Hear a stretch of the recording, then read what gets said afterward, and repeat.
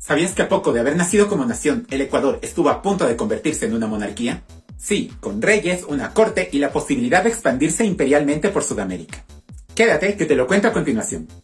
Nos encontramos 15 años después de habernos separado de la Gran Colombia. Y Juan José Flores acaba de ser derrocado como presidente por la Revolución Marxista, quien marcha al exilio en Europa después de haber firmado el Tratado de la Virginia, en la que se le reconocían prebendas tanto económicas como militares, tanto a él como a su familia y a sus generales. Pero en cuanto llega a Europa se da cuenta que el gobierno ecuatoriano ha decidido no respetar el tratado. O sea, era obvio, ¿qué esperaba? El asunto es que entra en cólera y decide que se va a vengar, y la venganza va a ser recuperar el poder. Pero vamos, es un expresidente derrocado en Europa, sin un ejército ni apoyo. ¿Qué podía hacer? Y es que si hay algo que se le puede reconocer a Juan José Flores como personaje histórico, es que es tremendamente inteligente y muy persuasivo. Así que esas son las armas que iba a utilizar. Urde un plan que va a involucrar a las monarquías europeas, y en particular a la española, tentándole con recuperar parte de aquellas colonias que había perdido en América. En este momento España estaba siendo gobernada por la joven Isabel II, pero también por su madre, la reina María Cristina de Borbón dos Sicilias, quien si bien ya no era la regente porque su hija había cumplido la mayoría de edad, todavía tenía mucha influencia en el gobierno. Y María Cristina estaba casada en segundas nupcias con el duque de Rianxaís, matrimonio del que nacieron varios hijos a los que Isabel II les confirió títulos nobiliarios. El mayor de ellos se llamaba Agustín, y su media hermana le confirió el título de duque de Tarancón y vizconde de Rostrollano. Pero claro, al ser hijos de un segundo matrimonio, y además del que había sido el guardia de corps, el duque de Rianxares, pues estos niños no tenían oportunidad de concertar grandes matrimonios en el futuro. Mucho menos llegar a puestos de poder o a un trono. Así que Juan José Flores se va a aprovechar de esa preocupación de madre y le va a ofrecer a María Cristina de Borbón dos Sicilias el trono de Ecuador. Bueno, no para ella, para su hijo mayor, Agustín, el duque de Tarancón. María Cristina acepta y además de poner dinero de su propio bolsillo, también pidió varios préstamos a banqueros españoles para poder financiar este gran proyecto de recuperación del territorio ecuatoriano y convertirlo en una monarquía.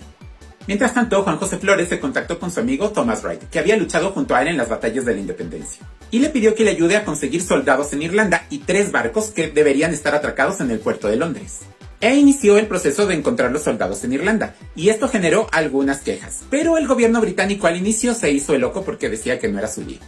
En España, y con ayuda del mismísimo Ministerio de Guerra, Juan José Flores consiguió varios batallones españoles, además de conseguir veteranos de guerra en Portugal y también en Francia, lo que a algunas personas les ha hecho creer que el entonces rey francés, Luis Felipe I, pues también estaba involucrado en este proyecto de Juan José Flores. Quizás para colocar a su hijo, el duque de Montpensier, que estaba casado con la infanta Luisa Fernanda, hermana de Isabel II e hija del primer matrimonio de la reina María Cristina. Así que esto nos lleva a 2 posibilidades de rey para este proyecto monárquico: Agustín de Muñoz y Borbón y Antonio de Orleans. Juan José Flores estaba con todo a punto, acantonado en el puerto de Santander y con miles de soldados que llegaban de todas partes de la península ibérica y también de Francia. Hasta diseñó uniformes militares y para la banda de música. Solo estaba esperando que Thomas Wright llegara con los barcos desde Inglaterra para embarcarse directamente hacia América y reconquistar el Ecuador para colocar en el trono a uno de los hijos de María Cristina.